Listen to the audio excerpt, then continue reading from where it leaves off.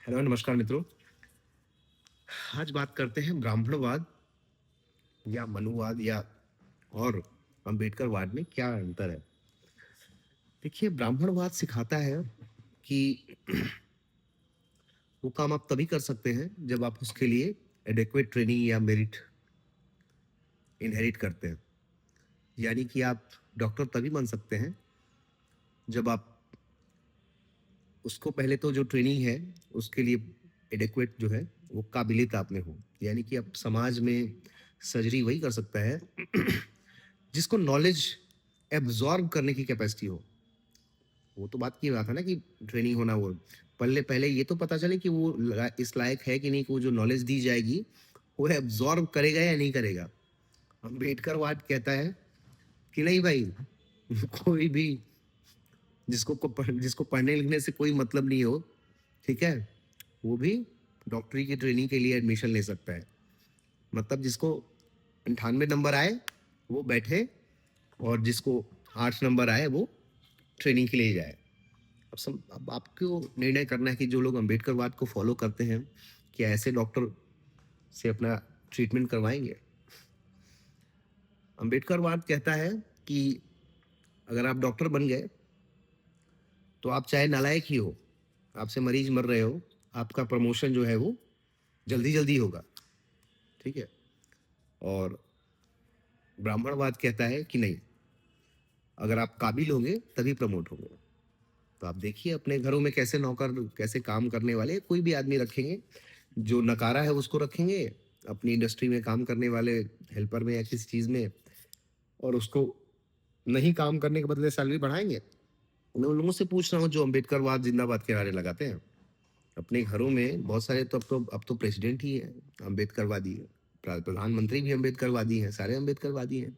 सरकारी ऑफिसों में 90%, सेक्रेटरीट में चले 90 नहीं तो 80% तो अम्बेडकरवादी ही है। तो प्रधानमंत्री जी, विदेश मंत्री ऐसा नियुक्त करिए जो कि एकदम, जिसको विदेश नीति का कुछ नहीं आता हो। ठीक है। ब्राह्मणवाद कहता है कि जिसमें मेरिट होगी सिर्फ वही आगे बढ़ेगा। अम्बेडकरवाद कहता है कि इससे कोई लेना देना नहीं है। हम जात पे निर्णय लेंगे, इस जात का आदमी बनेगा तो यही बनेगा। ब्राह्मणवाद कहता है कि कोई भी आदमी ब्राह्मण बन सकता है। मनुवाद कहता है कि हमारे जाति नहीं होती है, हमारे यहाँ कर्म के आधार पे वर्ण है, और सभी वर्णों का रिस्पेक्ट है। ठीक है। संविधान कहता है नहीं, ऊंची और नीची जातियां होती है, और बाकायदा ठप्पा मार के देता है वो, मुहर मार के, कि आप जाति बदल नहीं सकते। तो आप ये सोचिए कि भारत का संविधान अच्छा है या मनुवाद अच्छा है। आप हमेशा चमार रहना पसंद करेंगे या चमार से ब्राह्मण बनना पसंद करेंगे। ये मैं नहीं कर रहा हूँ। देखिए, सनातन में तो बहुत सारे चमार मंदिरों में ब्राह्मण हैं। साउथ, क्या अब तो नॉर्थ, हर जगह है, बहुत सारे लोग हैं, बकायदा उनको दीक्षा दी जाती है, और बहुत बहुत वो गर्व से कहते हैं कि हम तो मनुवादी हैं। ठीक है।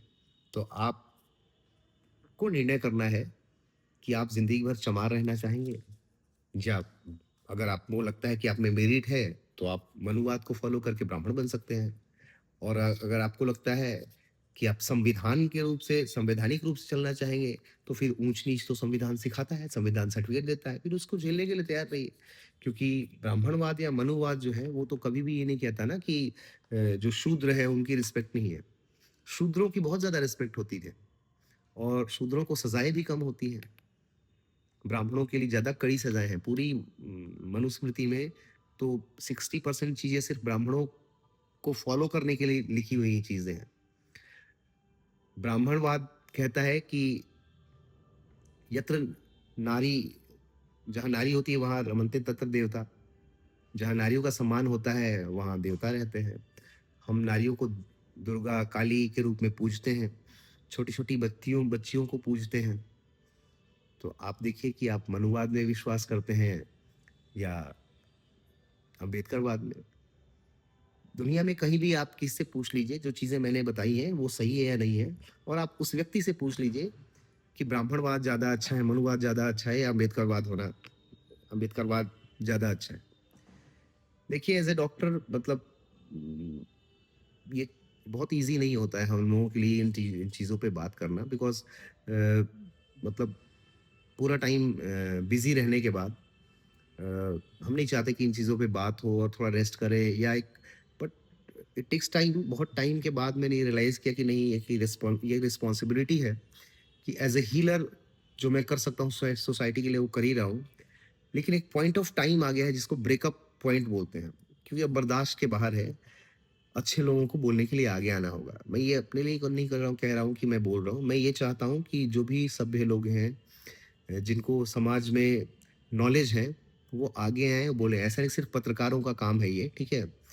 क्योंकि मोस्टली लोग जो बोलते हैं, उनके कहीं न कहीं अपने कॉन्फ्लिक्ट ऑफ इंटरेस्ट भी होते हैं। तो उनका उनसे ब्रेड एंड बटर चलता है। लेकिन मेरे जैसे लोगों का इससे कोई लेना-देना नहीं है। मतलब मैं ये काम इसलिए नहीं कर रहा हूँ कि मुझे यूट्यूब पैसा देगा। I really don't want. तो ऐसे लोगों को आना बहुत ज़रूरी है, जो कि न्यूट्रल पर्सपेक्टिव रखते हों, ठीक है? मैं पूर्णतः अंबेडकर जी का विरोधी नहीं हूँ। कुछ मामलों में बिल्कुल हूँ, जैसे वो गांधी के थे। मेरे को भी गांधी से बहुत चीज़ों में डिफरेंस है। लेकिन बात क्या है कि कुछ चीज़ें वो जाने-अनजाने ऐसी गलती कर गए। जब उन्होंने रिज़र्वेशन का कॉन्सेप्ट लाया था, तो इलेक्टोरल रिज़र्वेशन की बात करी थी। वो भी सिर्फ़ 10 साल के लिए, और बोला था कि ये कड़वा घूँट हम 10 साल के लिए पी लेते हैं। बट वो चीज़ें कहाँ पहुँच गई? 70 सालों में कोई रिज़र्वेशन से बाहर ही नहीं आ पाया। दुनिया में कहीं भी ऐसा अफ़र्मेटिव एक्शन नहीं है, पूरी दुनिया में। और 70-80 साल गुज़र गए, जिसको भी रिज़र्वेशन मिला, प्रधानमंत्री बन गया, राष्ट्रपति बन गया, उपराष्ट्रपति बन गया, चीफ जस्टिस बन गया, और वो अभी भी रिज़र्वेशन का फ़ायदा ले रहा है। मतलब ये कहीं भी नैतिक और न्यायिक रूप से, कोई जानवर को भी अगर बुद्धि और आप बताओगे, तो वो हँसेगा, और हम ये बर्दाश्त कर रहे हैं। इसका विरोध कब शुरू हुआ?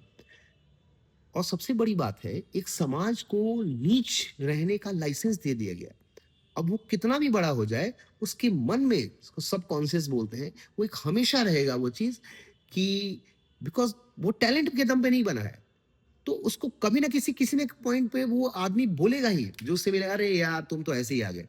वो मुझे भी बोलेगा। अगर मैं बिना मेरिट के डॉक्टर बन जाऊँ, तो मेरा कोई फ्रेंड मिलेगा जो मेरे साथ पढ़ा होगा। "हाँ, हाँ, मुझे पता है यार, तू कितना पढ़ने में तेज़ था। मुझे पता है तेरी प्रैक्टिस अच्छी चल रही है, लेकिन तेरे को कितना आता है मुझे पता है।" वो मैं भी बोलता हूँ और बोलूँगा, ये स्पॉन्टेनियस है, ठीक है? इसको आप खत्म नहीं कर सकते। इसको तभी खत्म कर सकते हैं, जब डिज़र्विंग आदमी को वो काम दिया दिया जाए, जो जिस काम को करना चाहता है। पूरी दुनिया का एजुकेशन सिस्टम और वर्किंग सिस्टम इसी पे है। जो व्यक्ति जिस चीज़ को करना चाहता है, उसको उसमें मन लगता हो, उसमें एफिशिएंट हो, उसको वो काम करने दिया जाए। और मेरे को ज़बरदस्ती इंजीनियरिंग सिखाई जाए, तो मैं क्या करूँगा? I hate engineering, I hate government job. मैंने आज तक गवर्नमेंट जॉब के लिए अप्लाई ही नहीं किया। मुझे पता है वहाँ system, I am not made for such systems, ठीक है? तो यही था। बस मैं ये रिक्वेस्ट करूंगा कि सभी लोग बोलें। आपको 10 आदमी सुने, कोई मैटर नहीं करता, बट जो सही चीज है वो समाज में जानी चाहिए, और धीरे धीरे ये चीजें बदलेंगी, और बदलाव बहुत जरूरी है। क्योंकि कितनी पीढ़ियां, देखिए, इससे दोनों को समस्या है। एक समस्या ये है कि उन लोगों में कुछ ऐसे ग्रुप्स बन गए हैं, काफ़ी संख्या में ऐसे लोग आ गए हैं जो बहुत ही रिच है, सुपर रिच, जो सामान्य वर्ग का जो रिच पर्सन है, उनसे भी ज़्यादा रिच, ठीक है? तो वो अब अपने लोगों को ही नहीं आने दे रहे हैं। एक बार जो रिजर्वेशन के दौड़ में पीछे छूट गया, अब टीना डाबी डाबी के की माँ इंडियन इंजीनियरिंग सर्विस की क्लास 1 गजेटेड ऑफिसर थी। टीना डाबी का बाप भी ऑफिसर था। मतलब कि अब इतने रिच लोग उनको वो रिजर्वेशन का फायदा ले रहे हैं। उनके बच्चे भी लेंगे, ठीक है? उनके बच्चे भी लेंगे। वो गरीब आदमी तो कभी ले ही नहीं पाएगा। गरीब ब्राह्मण, राजपूत, कायस्थ, किसी का भी बच्चा है, वो तो अब आगे ही नहीं पाएगा। सरकारी स्कूलों को का विनाश कर दिया गया। सरकारी इंस्टीट्यूशन का कुछ प्रीमियर इंस्टीट्यूट छोड़ दो, तो वहाँ भी हालात ऐसे ही, और धीरे-धीरे ग्रेजुअली चीज़ें खराब होती ही जा रही हैं। तो कभी ना कभी तो ये चीज़ बोलनी ही पड़ेगी। Thank you.